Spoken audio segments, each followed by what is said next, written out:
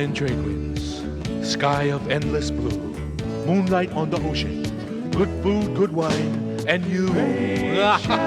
Hawaiian stuff. Oh, great chefs, Hawaiian stuff.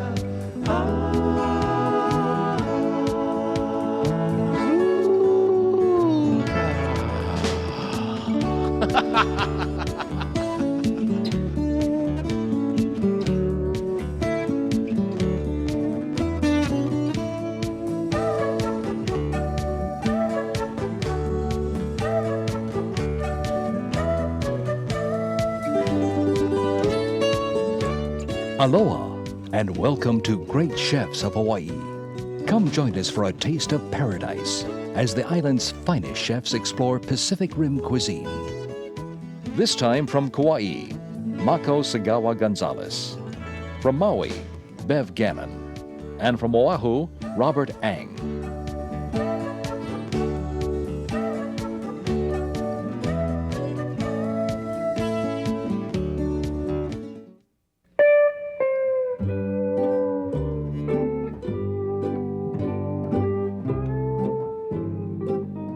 Without a scorecard, it's difficult, especially for a mainlander, to keep track of the ubiquitous Roy Yamaguchi restaurants. The executive chef at his Poipu Bar and Grill in Kauai is Mako Segawa-Gonzales. A native Hawaiian, he went to college in Arizona, then to the CIA. His appetizer is spicy island ahipoki. This raw fish dish is a paradisical staple, and there are as many versions as there are people who cook it. The chef is dicing fresh tuna. Got our mixing bowl. Tablespoon of sesame oil.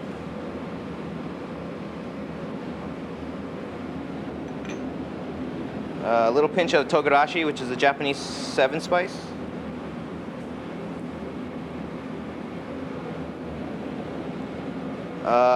Little Coleman's mustard. What we did is we made a paste out of the Coleman's mustard, and we mixed it with shoyu, just regular powdered Coleman's mustard with water, and added a little bit of shoyu and rice wine vinegar, and just a little bit of that for taste. Shoyu is Japanese soy sauce. A little bit of shoyu.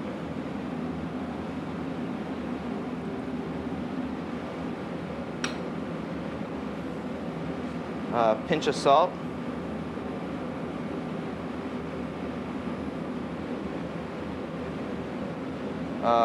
Hawaiian chili.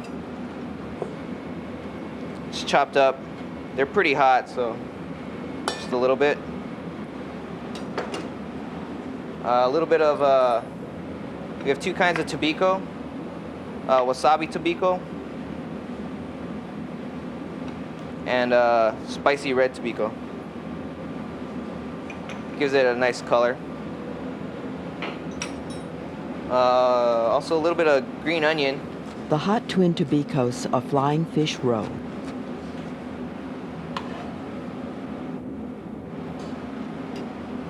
And a little bit of kaiwade sprout, which is a radish sprout.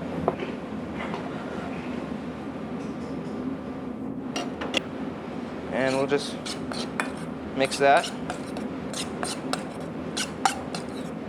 And we'll just let that chill for a little bit. Next we're gonna do our rice cake. What we do is we take a Japanese rice and we cook it in a rice pot. Right when it's hot, we take it out. We lay it on a sheet pan, spread it out.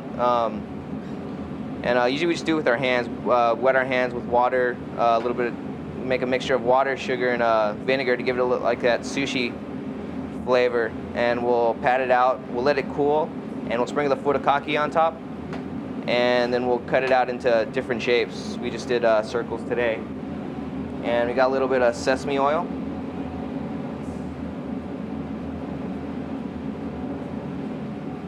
Just a little bit. And we take our rice and we sear it furikaki side down. Furikaki is a sort of generic term describing a seasoning mix, usually containing seaweed, sesame seeds, and pepper.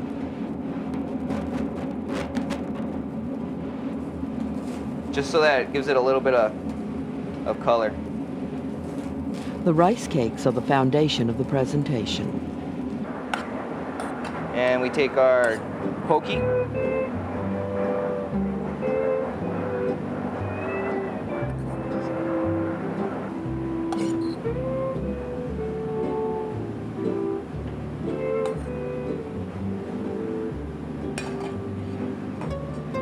We spoon our poki on top. And then we take a little bit of our spicy Tobiko.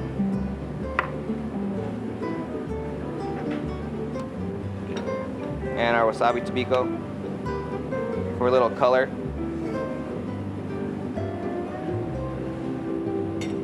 A little bit of our Furikaki.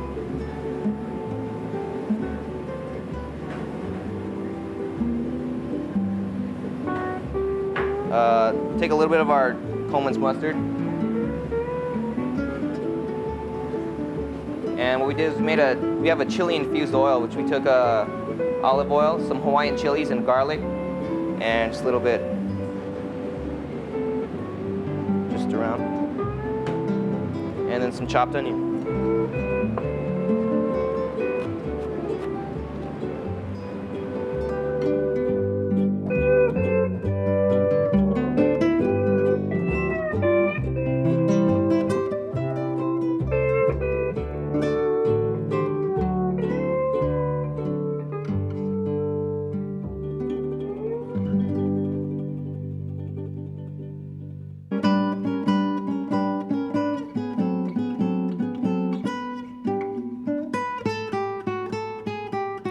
The bucolic setting of the Haliimaile General Store must have seemed light years away from Bev Gannon's pre-chef days.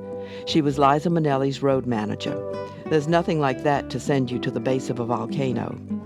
She offers blackened Jawaiian spiced chicken breasts with BananaRum sauce and chili corn cakes.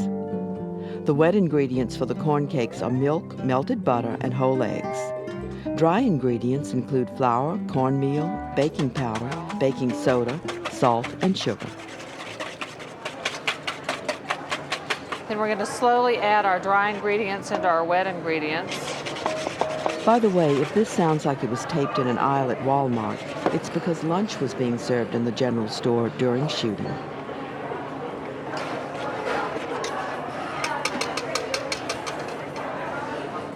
And then we're going to fold in our green chilies.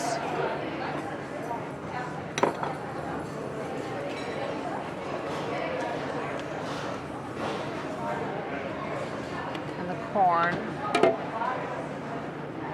We get wonderful fresh corn from Kula. The soil is so rich that it can grow really sweet corn and onions, which is what that area is famous for. Okay, I'm going to brush a 6-inch non-stick pan with some butter. Get it hot. And then take the corn mixture, put a heaping, that's about 2.5 ounces.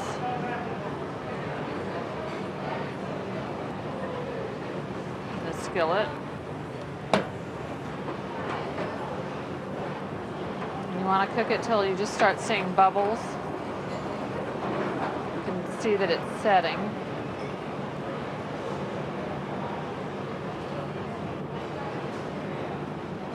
Don't want your fire too high.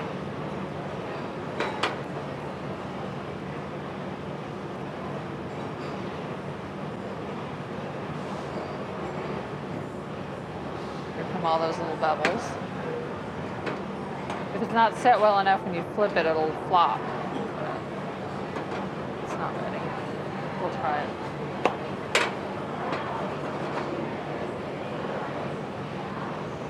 Okay, and you can just leave this on low heat to cook.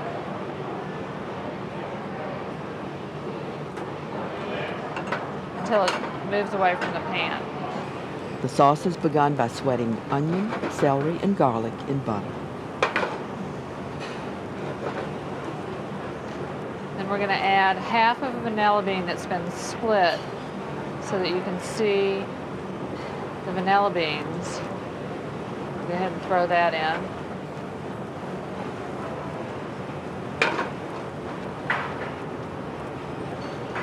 going to add some star anise. That goes in hard and then it'll soften up as it cooks. Then the juice of 2 limes.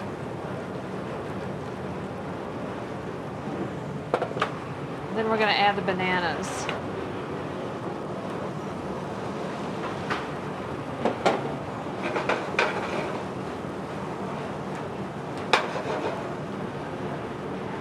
We're going to let this cook until the bananas just start caramelizing a bit.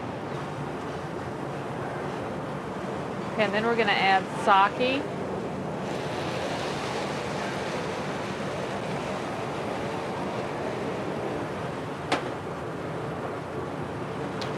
And chicken stock. And just let this simmer. Okay, and the sauce is reducing nicely, and we're going to add a little rum. Just cook it for a few more minutes and then take it to the blender. Meanwhile, boneless chicken breasts are dredged in a spice mixture that includes allspice, cinnamon, thyme, rosemary, chives, salt, sugar, and dried onion. They are seared in a cast iron pan that was preheated for almost a half hour. And then when it just gets nice and dark on the other side, we'll turn it.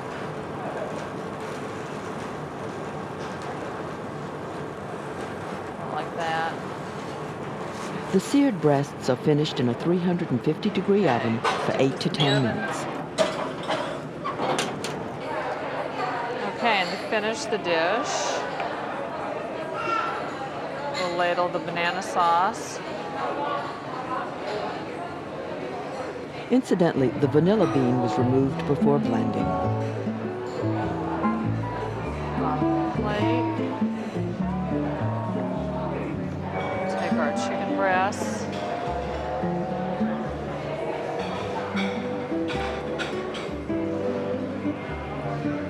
Cross them in the center. Take our corn cake.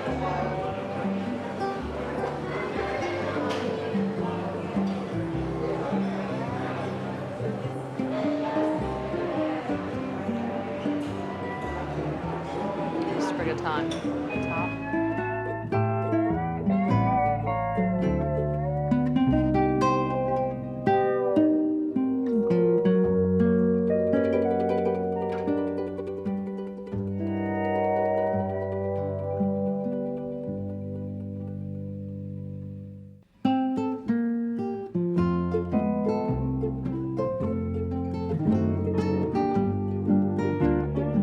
Pastry chef Robert Eng went to high school in Honolulu, then college at Hampshire in the Boston area.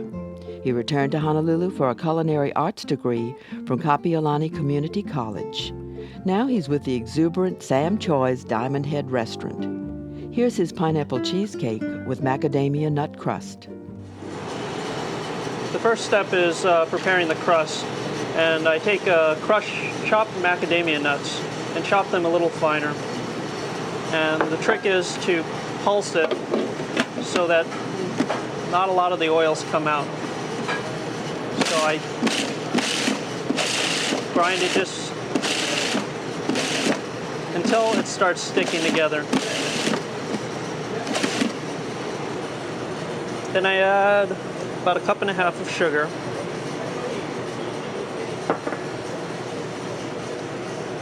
And blend them together by hand.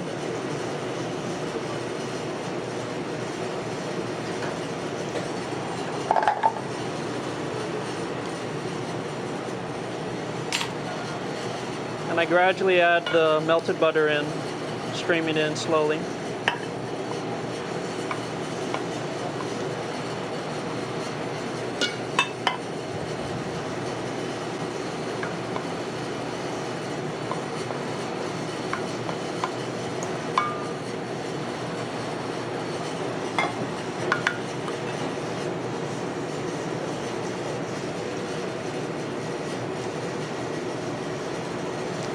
It should stick together slightly, but still be a little crumbly. A 10-inch round is sprayed with vegetable shortening.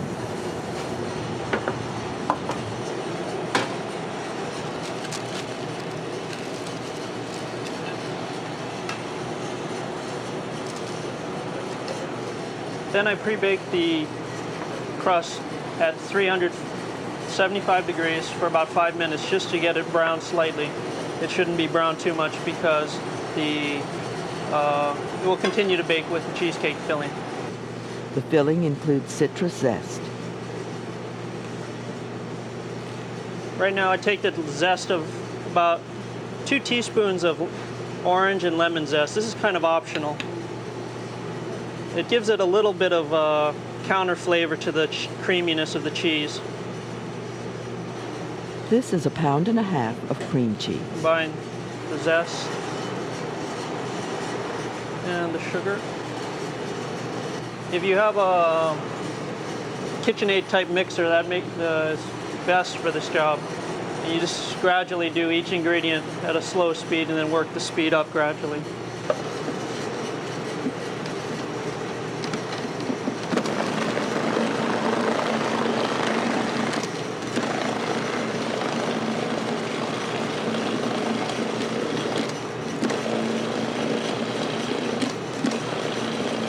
It also helps if the cream cheese is warmed up slightly. So I generally take it out a half hour before I actually make the filling. And wipe down the sides and continue to process it.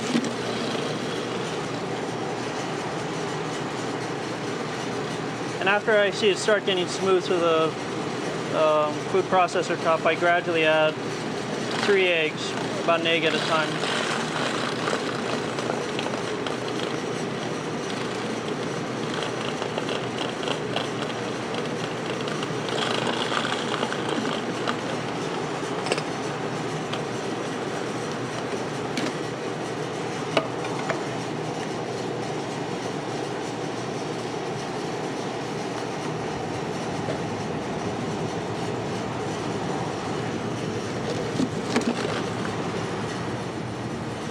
At least with each ingredient, I like to wipe down the sides of the bowl.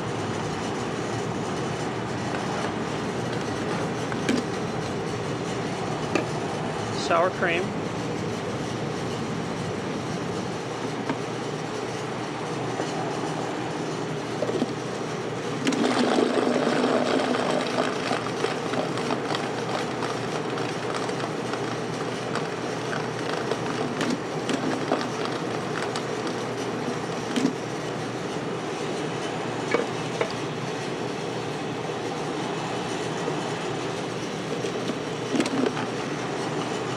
And then the last finishing is just a little bit of cream to smooth out the flavor. You can stream that right in. You take your shell and pour in the batter about halfway through.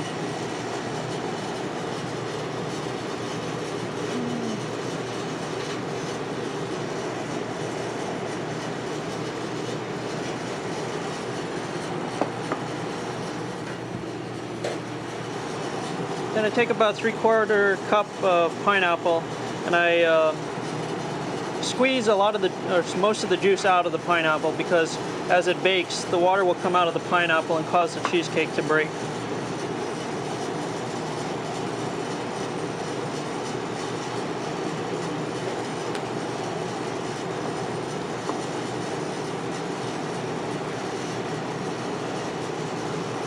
Another trick for a nice presentation is to have the pineapple stay away from the center ring, because when you cut the cake and it gets thinner in the middle, it will tend to fall apart. So I try to keep it on the middle ring.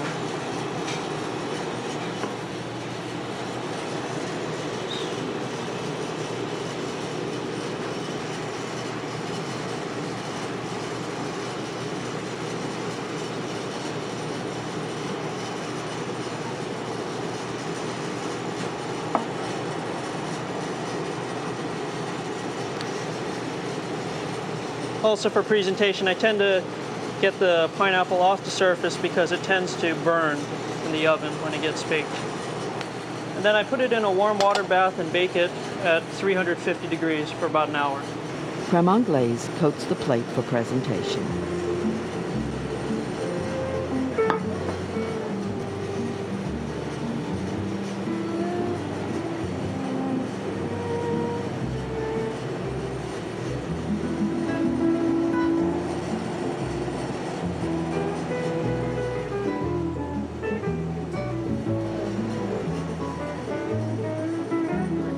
The final garnishes include diced fresh pineapple and a reduction of sugar with the melon-flavored liqueur Midori.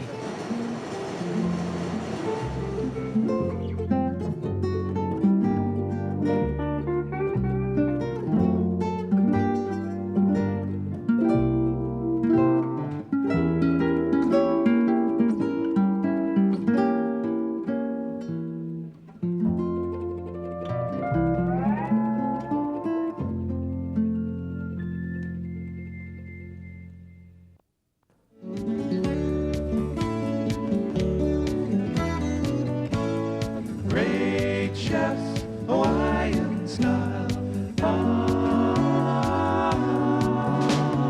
Great chefs, Hawaiian style.